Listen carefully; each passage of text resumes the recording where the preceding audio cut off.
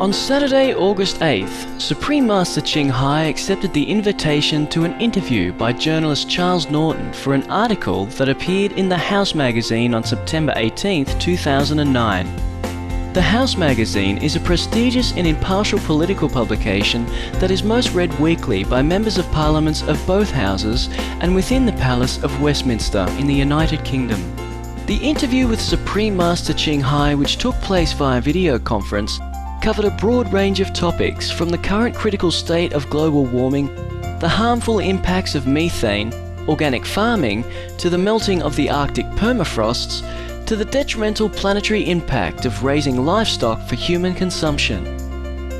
It also delved into the immense benefits of the organic vegan solution to immediately curb global warming.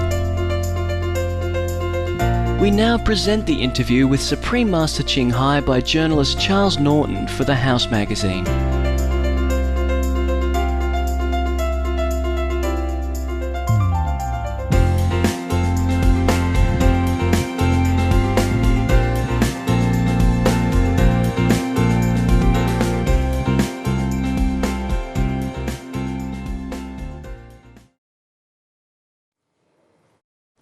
Hi, handsome.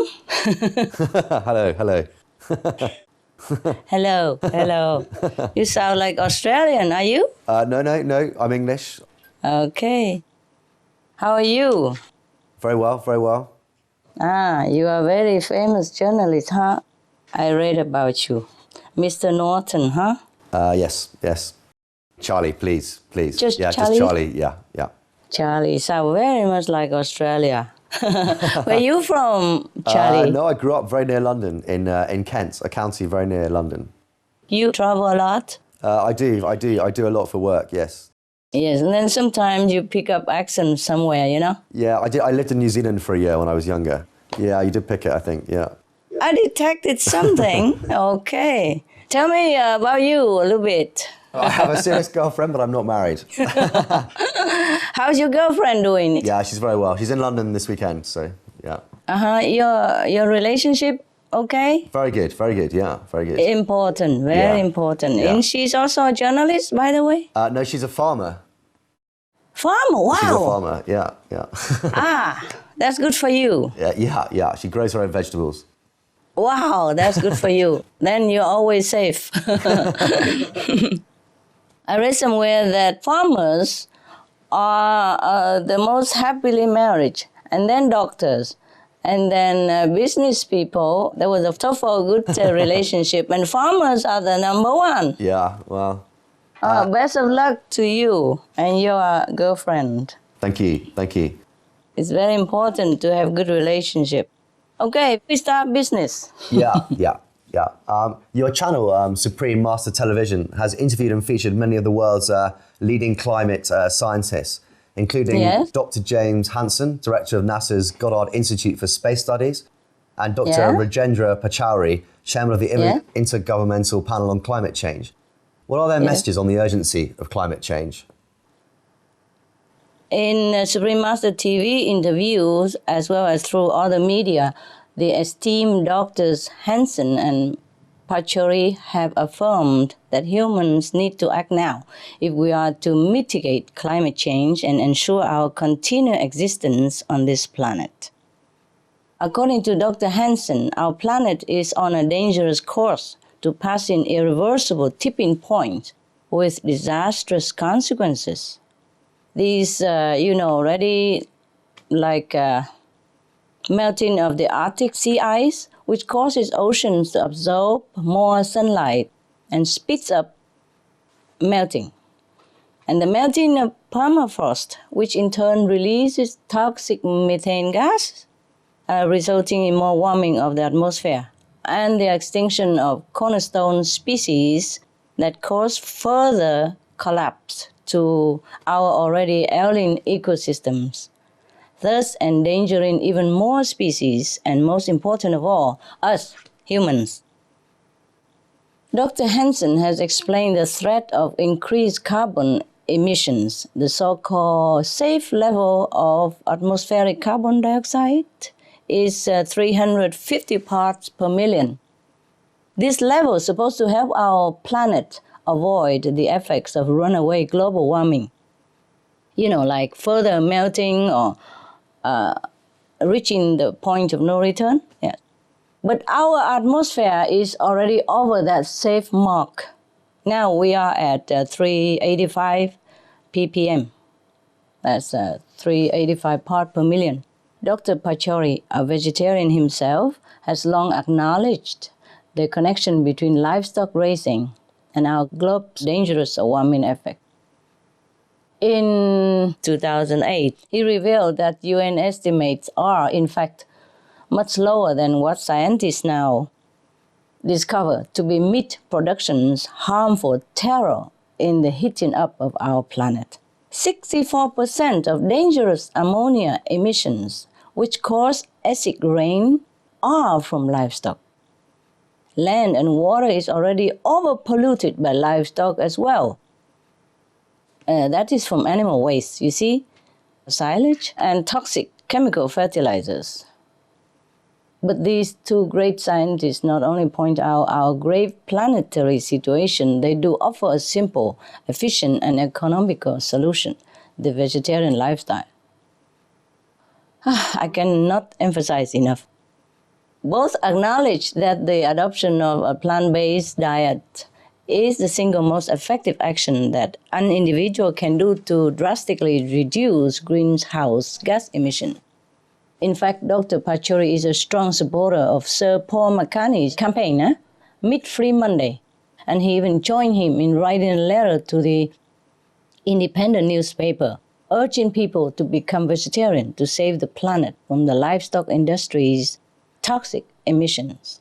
Please let us heed the warnings and advice of these two respected, wise scientists as we continue our shared commitment to the Earth's welfare. Thank you. So climate change is happening at such a fast pace that scientists are increasingly talking about the need to focus on reducing methane. How can reducing methane be effective in altering the course of climate change? Yes, to date, most of the effort by the media, governments, and numerous action groups to halt global warming have focused on reducing CO2. But scientists now told us that CO2 remains in the atmosphere for tens of thousands of years. Thus, even if we were to eliminate them to zero, now, the CO2 that is already in the atmosphere would continue to hit the planet. The reason scientists are now turning their attention to methane is that research has shown this gas has a heating capacity 100 times greater than CO2 within the first 5 years. Methane then quickly dissipates out of the atmosphere, with 2/3 gone in about 8 years. Earlier climate models didn't take into account this initial high potency effect of methane and averaged it out to be only 23 times hotter than CO2 over a 100-year period. This is not correct. So in order to effectively reduce methane, we need to examine its source. The UN Food and Agriculture Organization states that livestock is the single largest human-caused source of methane and account for 37% of total greenhouse gases. As temperatures continue to increase, methane is released from melting Arctic permafrost as well. This amplified feedback accelerates further global warming. In Siberia, where the world's largest frozen peat bog is located, the permafrost thawed for the first time in 2005 since its formation, about 11,000 years ago, to the point where shallow lakes even formed. Scientists observing the Swedish permafrost are also seeing a considerable increase in the release of methane. Thus, if meat eating were to be halted, methane production from livestock would be minimized. And then, consequently, the methane from permafrost will also be stopped. See? And then we will still have time to handle the CO2. See? It's very logical, scientifically speaking and otherwise. So being veg means saving our planet. Some of the benefits of a vegetarian diet: lowers blood pressure, lowers cholesterol levels, reduces type 2 diabetes, prevents stroke conditions, reverses atherosclerosis, reduces heart disease risk 50%, reduces heart surgery risk 80%, prevents many forms of cancer. Stronger immune system, increases life expectancy up to 15 years.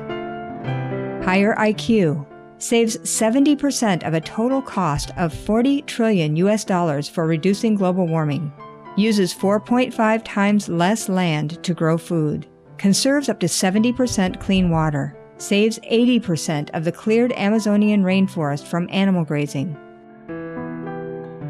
A solution for world hunger. Free up 3.4 billion hectares of land. Free up 760 million tons of grain every year, or half the world's grain supply. Consumes 1/3 fossil fuels of those used for meat production. Reduces pollution from untreated animal waste. Maintains cleaner air. Saves 4.5 tons of emissions per U.S. household per year. Stop 80% of global warming. Plus more. Save your life. Be veg. Go green. In addressing the world's present credit crunch situation, you've stated that adopting a plant-based diet is the most cost-effective way to address global warming. Can you explain why this is so? Yes, sir. For many reasons. In fact, it is not only I who says this is so. Scientific studies have concluded the same. One that was conducted in the Netherlands called Climate Benefits of Changing Diet found that a vegan diet, which excludes animal products entirely, would reduce government costs of stabilizing the Earth's atmosphere by 80% compared to a meat diet. I mean, global governments, yes? Even without talking about the vegan savings, it is much less expensive to address global warming than to ignore it. A study conducted in Japan also found that if no action was taken to halt climate change, the financial cost will be $176 billion per year by the end of the century. This is because of the effect of food supplies, the cost of dealing with increased natural disasters, as well as other weather extremes like heat waves and medical issues such as a rise in contagious disease, etc., etc. Getting back to the vegan lifestyle, study after study has proven not only its health benefits, but cost advantages as well. For example, researchers in Germany compare emission saving according to diet, measuring them in kilometers, driven by an average mid-sized car, mid-sized European car. So if a meat-based diet is equivalent to driving a mid-sized European car 5,000 kilometers each year, then the animal-free organic vegan diet represented just 281 kilometers, or an incredible 94% less emissions, you see. And another famous person, Marianne Thieme, co-founder of the Party of Animals in the Netherlands, you probably know her. She has outlined clearly the environmental gains of reducing meat in the diet, noting that, for example, if they all Britons refrain from meat for 7 days a week, that would be equivalent to turning half of the country's 25 million households into zero-emissions home. If everyone in the UK goes meatless for 6 days a week, it would be the same as the country's 29 million cars being removed totally from the roads. And the British people, if they are vegetarian for 5 days a week. That would be equivalent to shutting off all the electricity in every UK household. So you see, it is tremendous, huh? Another savings from the organic vegan diet is found in the soil. Yeah. Not only would the huge amounts of methane emissions be eliminated, the organically tilled soil could absorb like up to 40% of carbon emissions. You see, the one that we have already in the atmosphere. Organic farming has also been found to be more profitable than conventional farming even. And at the consumer level, the vegan diet is by far the most affordable, with much lower cost than buying meat, or fish for that reason.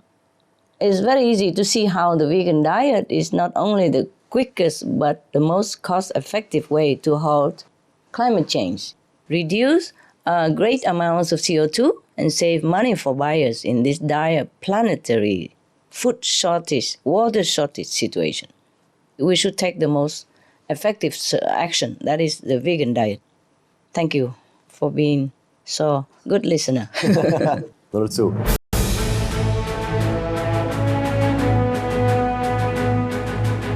European Parliament supports reducing meat to lower greenhouse gases. Call vote. Vote is now open. Reduce your meat consumption or stop eating meat totally. During discussions on greenhouse gas reduction goals, the Climate Committee of the European Parliament officially recognized livestock's contribution to global warming and recommended a reduction of subsidies to the livestock industry to curb methane. The European Parliament has adopted its own position on climate change as an institution. And as a Vice President, one of the proposals I have made is in line with your own, which is that we should eat far less meat, because that's one of the major sources of greenhouse gases. Tout le monde sait bien, si on veut rendre notre planète soutenable, il va falloir réduire notre consommation de viande, ça on le sait bien.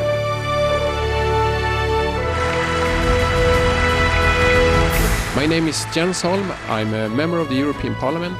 Please, be veg, go green, save the planet.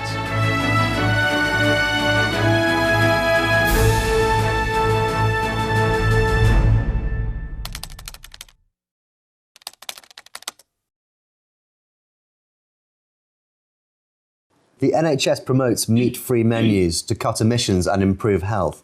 However, there's still those who are unsure of the health benefits of the vegetarian diet, for instance, parents of school children. What do you suggest the government do to dispel the myths and help its institutions, as well as private employers and schools, towards promoting a healthier diet and providing more vegetarian meals?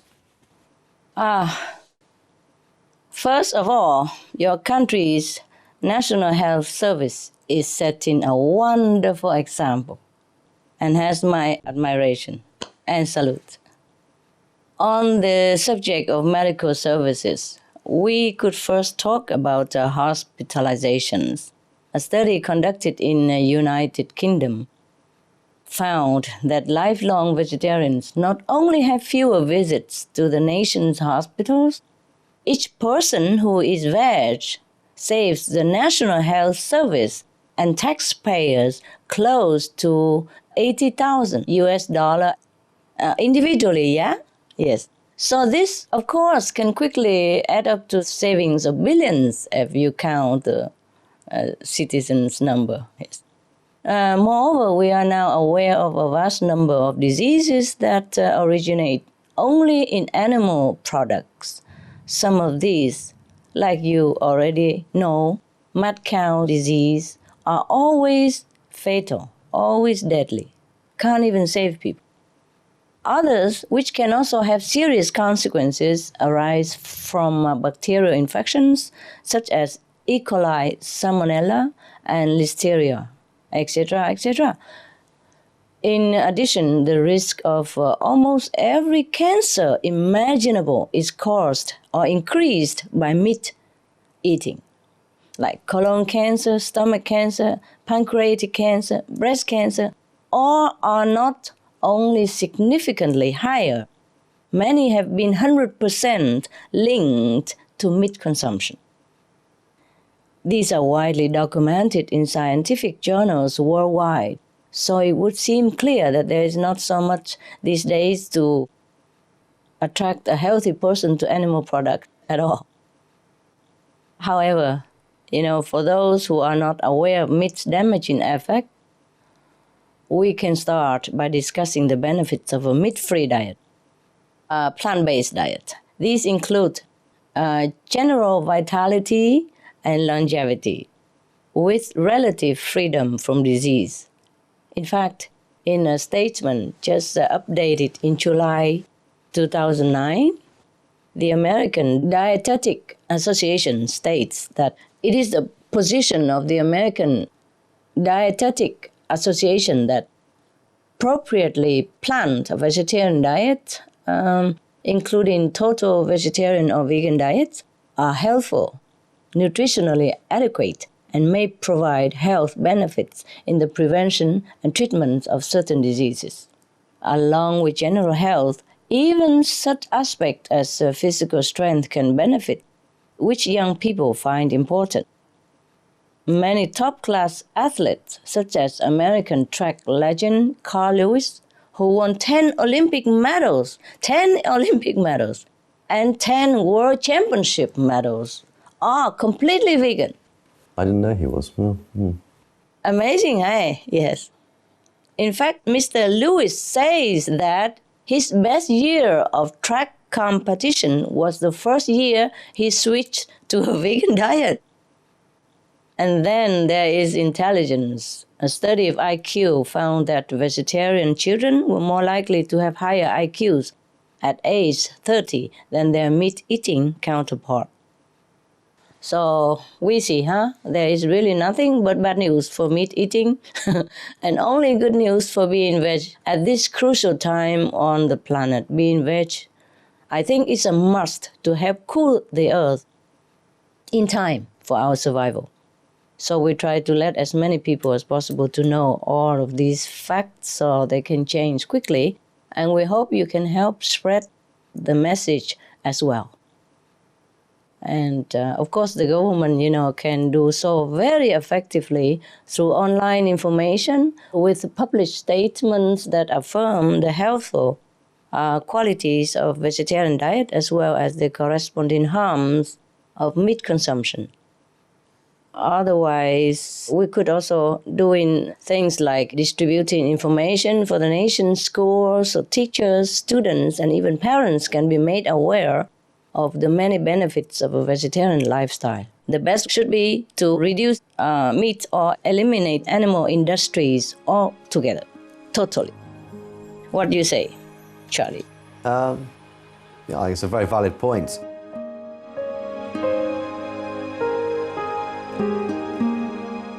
Vegetarianism in religion. The Baha'i Faith. Regarding the eating of animal flesh and abstinence therefrom, know thou of a certainty that, in the beginning of creation, God determined the food of every living being, and to eat contrary to that determination is not approved. Selections from the Baha'i writings of some aspects of health and healing. Buddhism. All meats eaten by living beings are of their own relatives. Lankavatara Sutra. Also, after the birth of the baby, care must be exercised not to kill any animal in order to feed the mother with meaty delicacies, and not to assemble many relatives to drink liquor or to eat meat, because at the difficult time of birth there are innumerable evil demons, monsters, and goblins who want to consume the smelly blood. By ignorantly and adversely resorting to the killing of animals for consumption, they bring down curses upon themselves, which are detrimental to both the mother and the baby. Ksitigarbha Sutra. Be careful during the days immediately after someone's death, not killing or destroying, or creating evil karma by worshipping or offering sacrifice to demons and deities, because such killing and slaughtering committed, or such worship performed, or such sacrifice offered, would not have even an iota of force to benefit the dead, but would entwine even more sinful karma into previous karma, making it even deeper and more serious. Thus, delay his rebirth to a good state. Karma means retribution. Ksitigarbha Sutra. Cao Dai. The most important thing is to stop killing, because animals also have souls and understand like humans. If we kill and eat them, then we owe them a blood debt. Teachings of the Saints. Christianity, meats for the belly, and the belly for meats, but God shall destroy both it and them. Holy Bible. And while the flesh was yet between their teeth, ere it was chewed, the wrath of the Lord was kindled against the people, and the Lord smote the people with a very great plague. Holy Bible. Confucianism. All men have a mind which cannot bear to see the sufferings of others. The superior man, having seen the animals alive, cannot bear to see them die. Having heard their dying cries, he cannot bear to eat their flesh. Mencius. Essenes. I am come to end the sacrifices and feasts of blood, and if ye cease not offering and eating of flesh and blood, the wrath of God shall not cease from you. Gospel of the Holy 12. Hinduism. Since you cannot bring killed animals back to life, you are responsible for killing them. Therefore, you are going to hell. There is no way for your deliverance. Adelila. He who desires to augment his own flesh by eating the flesh of other creatures lives in misery in whatever species he may take his birth. Mahabharata anew. Islam. Allah will not give mercy to anyone except those who give mercy to other creatures. Hadith. Do not allow your stomachs to become graveyards of animals. Hadith. Jainism. A true monk should not accept such food and drink as has been specially prepared for him involving the slaughter of living beings. Sutrakatanga. Judaism. And whatsoever man there be of the house of Israel, or of the strangers that sojourn among you, that eateth any manner of blood, I will even set my face against that soul that eateth blood, and will cut him off from among his people. Holy Bible. Blood meaning flesh. Sikhism. Those mortals who consume marijuana, flesh, and wine, no matter what pilgrimages, fasts, and rituals they follow, they will all go to hell. Guru Granth Sahib. Taoism. Do not go into the mountain to catch birds and nets, nor to the water to poison fishes and minnows. Do not butcher the ox that plows your field. Tract of the Quiet Way. Tibetan Buddhism. The offering to the deities of meat obtained by killing animate beings is like offering a mother the flesh of her own child, and this is a grievous failure. The supreme path of discipleship. Zoroastrianism. Those plants I, Ahura Mazda, or God, rain down upon the earth to bring food to the faithful and fodder to the beneficent cow. Avesta. Everybody knows that vegetarian diet is good for health and to save the planet. They will be awakening their own great, compassionate, loving self-nature, and then their level of consciousness will rise up automatically, and they will understand more than they ever did, and they'll be closer to heaven than what they are right now.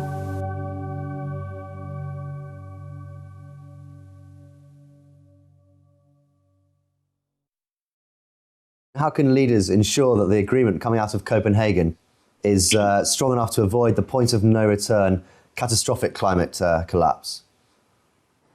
Yeah. Good question. Yes. The only way to avoid the point of no return, climate catastrophe, is to take action on the most climatically disastrous course of all, that is, meat production. By now, we have all the evidence, all the information to safely say so. The livestock industry is the top greenhouse gas generator. The last published findings from the United Nations in 2006 told us that the livestock industry causes greenhouse gas emissions more than all the world's transportation sectors combined. Airplane, train, cars, motorcycles, etc. altogether.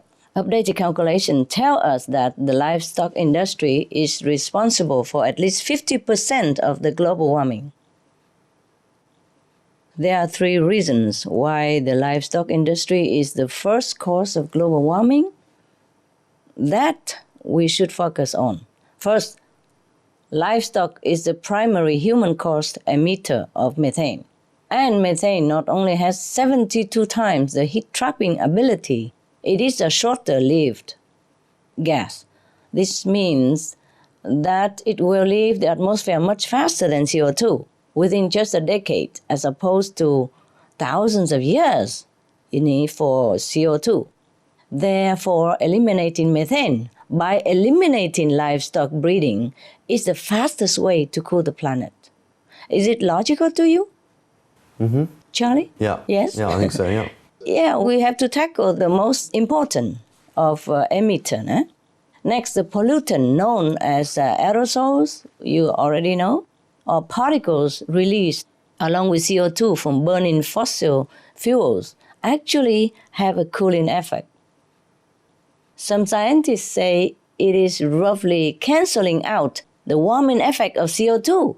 Therefore, much of the warming we are seeing may actually be due to methane. In fact, it is due to methane, and its number one source, that is animal raising. Third, NASA scientists are paying increasing attention to another very serious source of global warming, that is black carbon. I'm sure you know that. Mm-hmm. This is the particulate matter known as soot, S-O-O-T, and it is 680 times more heat trapping than CO2. So black carbon is landing on the ice in Antarctica, absorbing the sun's heat and accelerating the ice melt. The majority of the black carbon particles in Antarctica are coming from where? South American rainforests that are burned for the livestock industry. Now, we're going somewhere. We must urgently address methane and black carbon, both outcomes of the meat industry. Immediately, we have to tackle it. I pray all wise leaders will halt the lethal meat practice, which is the main force driving us to the point of no return right now. Otherwise, all other efforts to decarbonize our economies may be cancelled out or never have a chance to materialize in the first place. Some of the diseases related to meat consumption and/or production: swine flu, Ebola reston virus. Cured meats and fish increase leukemia risk in children.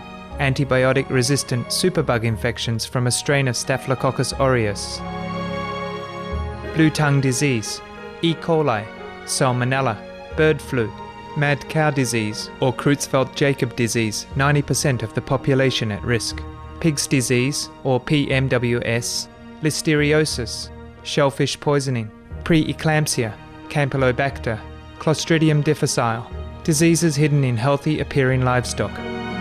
Some of the costs of meat eating. Infertility. Eating just one serving of meat per day increases the risk of women's infertility by 32%, with additional meat consumption increasing the risk. Heart disease. Over 17 million lives lost globally each year. Cost of cardiovascular disease is at least $1 trillion a year. Cancer. Colon rectal cancer. Over 1 million new colon cancer patients diagnosed each year, more than 600,000 colon cancer-related mortalities annually. In the United States alone, colon cancer treatment costs about $6.5 billion. Millions of people are newly diagnosed with other meat-related cancers every year. Diabetes. 246 million people are affected worldwide. An estimated $174 billion spent each year on treatment in just the United States. Obesity. Worldwide, 1.6 billion adults are overweight, with 400 million more who are obese. Costs $93 billion each year for medical expenses in the United States alone. At least 2.6 million people die annually from problems related to being overweight or obese. Environmental. Use up to 70% of clean water. Pollute most of the water bodies. Deforest the lungs of the earth. uses up to 43% of the world's cereal, uses up to 85% of the world's soy, cause world hunger and wars, 80% cause of global warming. Plus more. Some of the costs of milk consumption. Bacterial microbes, pesticides and enzymes found in cheese derived from the inner stomach linings of other animals. Up to 80% of the calories in cheese are from pure fat. Breast, prostate and testicular cancer from hormones present in milk. Listeria and Crohn's disease. Hormones and saturated fat leads to osteoporosis, obesity, diabetes and heart disease. Linked to higher incidences of multiple sclerosis. Classified as a major allergen. Lactose intolerance. Plus more. For more urgent information, please visit www.suprememastertv.com/killers. What effect does meat consumption have on biodiversity?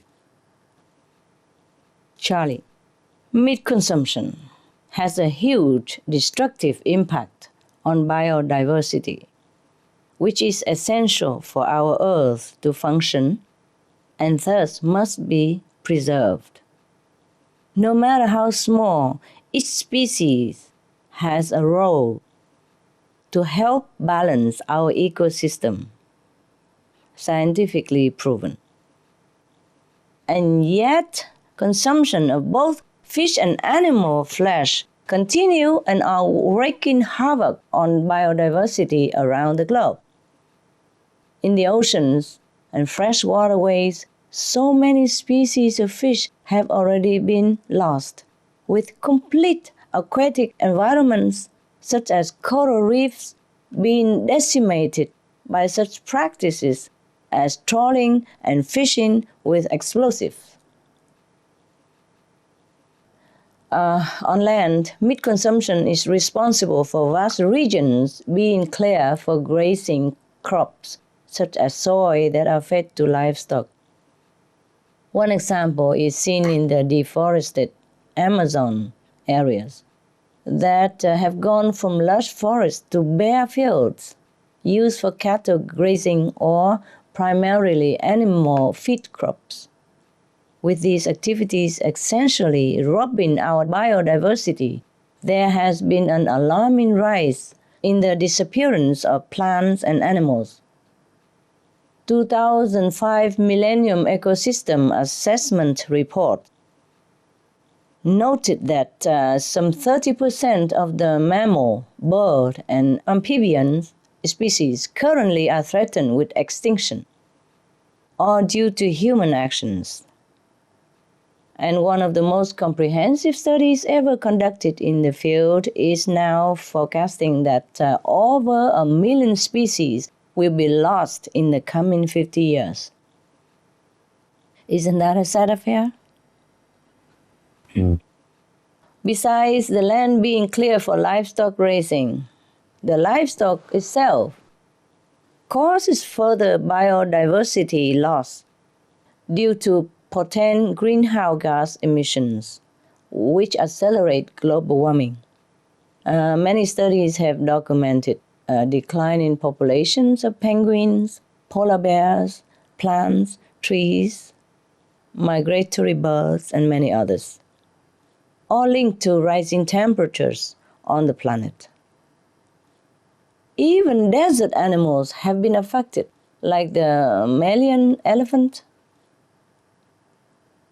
that have been perishing in high numbers because their trunks can no longer reach the sinking groundwater. The answer to all this, is quite clear. Stop the meat consumption. Stop it yesterday. This will eliminate the so-called need for livestock raising, which will immediately return immense amounts of land to natural sustainability or to natural growing methods that allow biodiversity to be replenished. This is the way we need to go, and fast. Thank you, Charlie, for being such a good Not at all, not at all. It's fascinating. Is it? Yeah? I'm sure you know all this. You just asked for the sake of your readers. Not at all.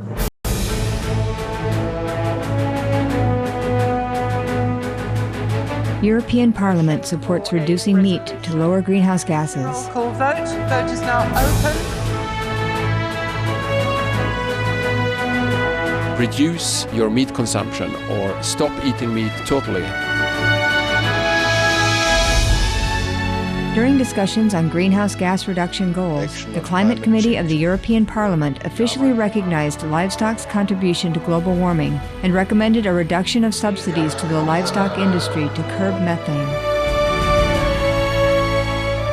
The European Parliament has adopted its own position on climate change as an institution. And as a Vice President, one of the proposals I have made is in line with your own, which is that we should eat far less meat, because that's one of the major sources of greenhouse gases. Please eat less meat, and let's make taxes on meat. That's definitely one of the issues we're talking about. I'd like to tell people what the cost is of eating meat for the environment worldwide.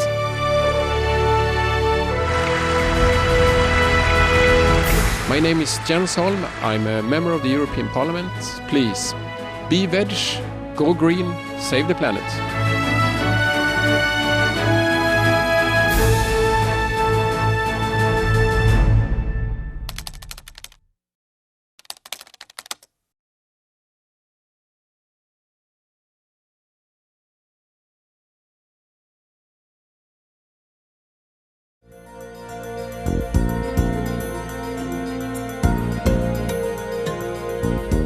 Thank you for your loving presence on today's Words of Wisdom.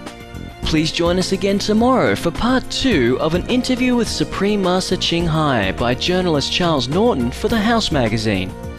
And now please stay tuned to Supreme Master Television for music and poetry, coming up next after noteworthy news. May you have a blissful life under God's grace.